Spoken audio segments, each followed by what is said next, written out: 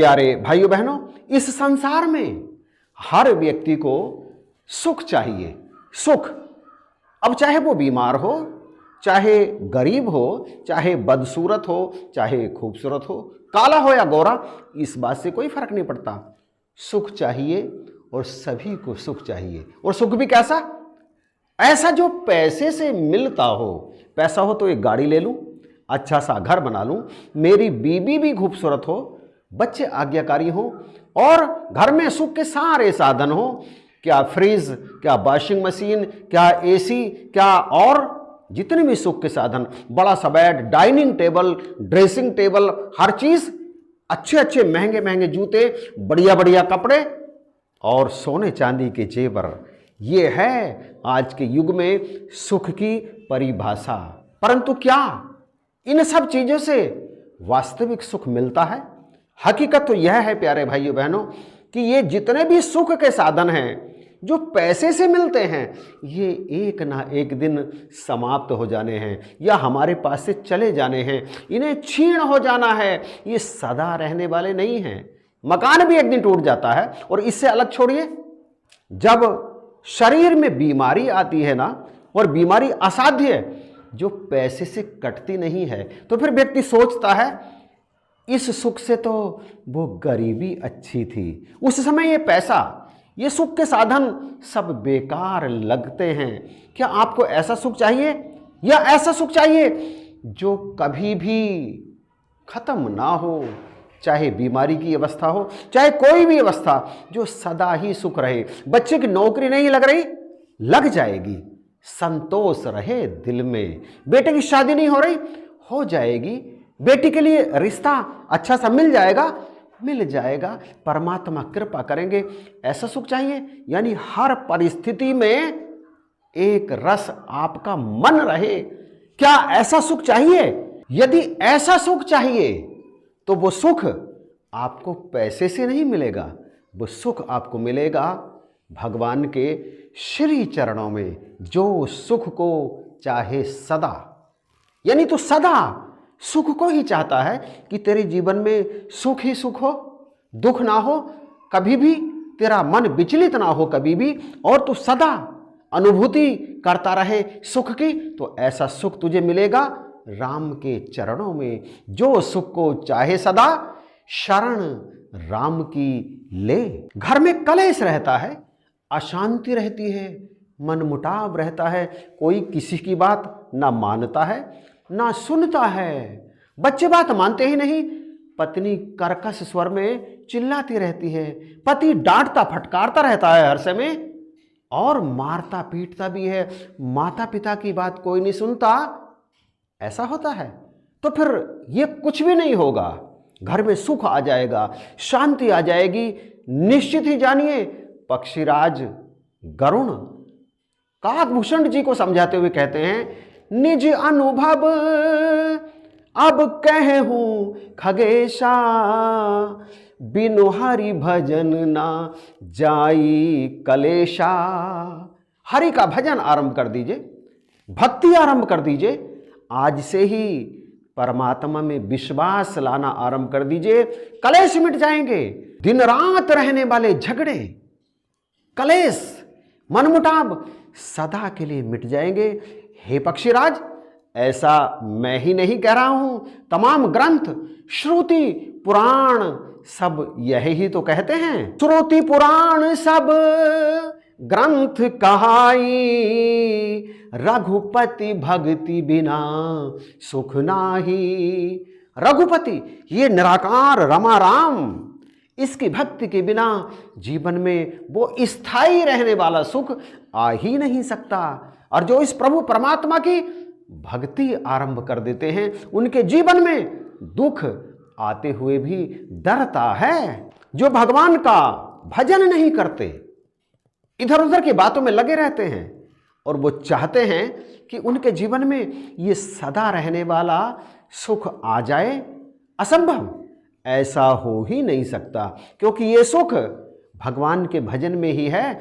चाहे वो कितना ही बड़ा ज्ञानी क्यों ना हो, कितना ही बड़ा दानवान क्यों ना हो, कितना ही बड़ा त्यागी क्यों ना हो, परंतु यदि वो भगवान का भजन नहीं करता तो वो मोक्ष से प्राप्त होने वाले इस परम सुख को प्राप्त नहीं कर सकता। रामचंद्र के भजन बिन जो चहे पद निर्वाण, ज्ञानवंत अपि सोनर पशु बिन पूछ विशान।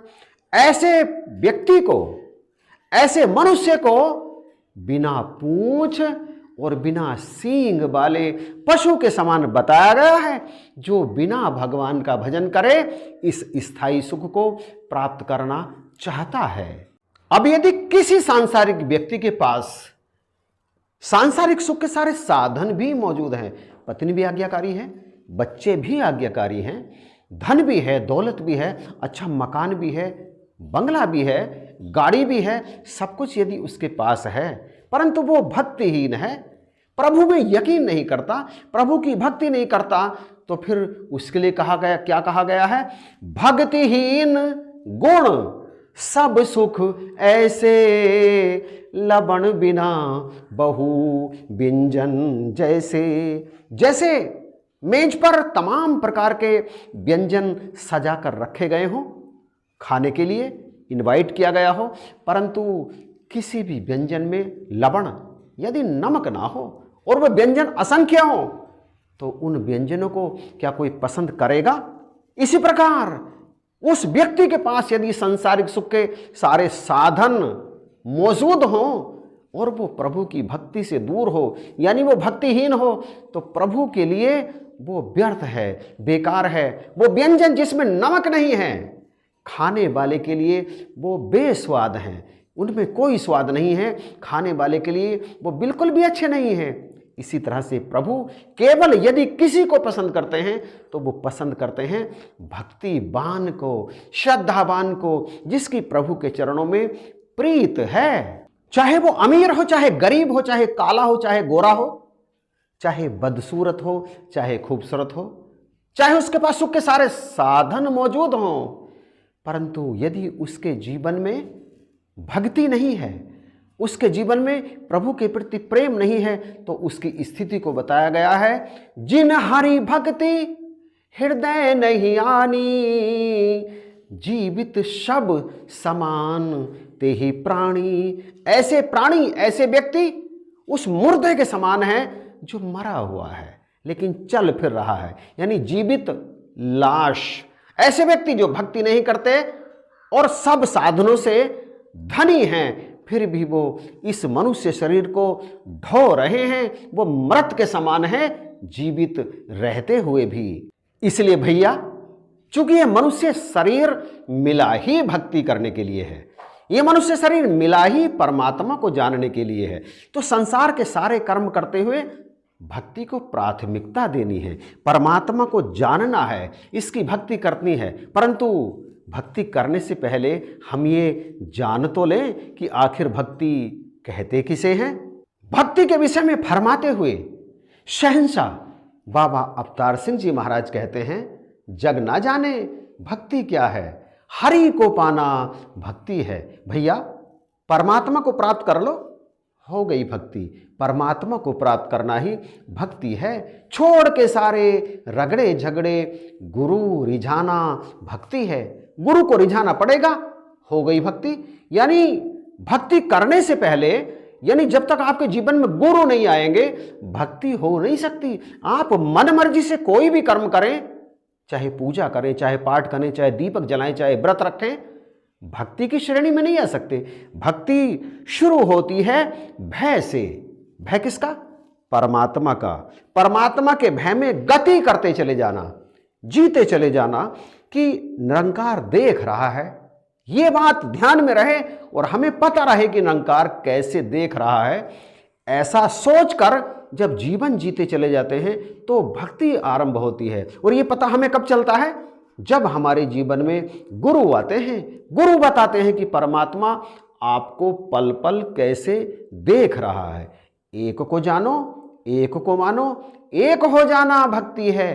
परमात्मा का दर्शन करना, परमात्मा को जानना, परमात्मा को मानना और परमात्मा के हो जाना ही भक्ति है। जान हरि को याद में इसकी समय बिताना भक्ति है। समय बिताना मतलब जीवन जीते चले जाना, हरि की याद में, परमात्मा की याद में। परमात्मा को जान लिया, परमात्मा को मान लिया, परमात्मा को देख लिया, फिर इसकी याद में पल पल देखते हुए अपने समय को बिताते चले जाओ, मतलब जीवन जीते चले जाओ।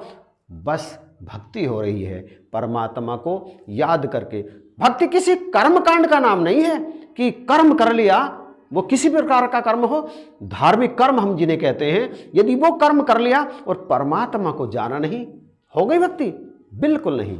परमात्मा को जाने बिना भक्ति हो नहीं सकती। तो प्यारे भाइयों बहनों, परमात्मा को जानने के बाद भक्ति करते चले जाइए, जीवन में जीवन को जीते चले जाइए परमात्मा की याद में। आपका एक एक सांस कीमती है और एक एक सांस परमात्मा की भक्ति में अर्पण करते चले जाना है। ऐसा करेंगे तो परमात्मा खुश होते हैं, फिर सारे लौकिक भी।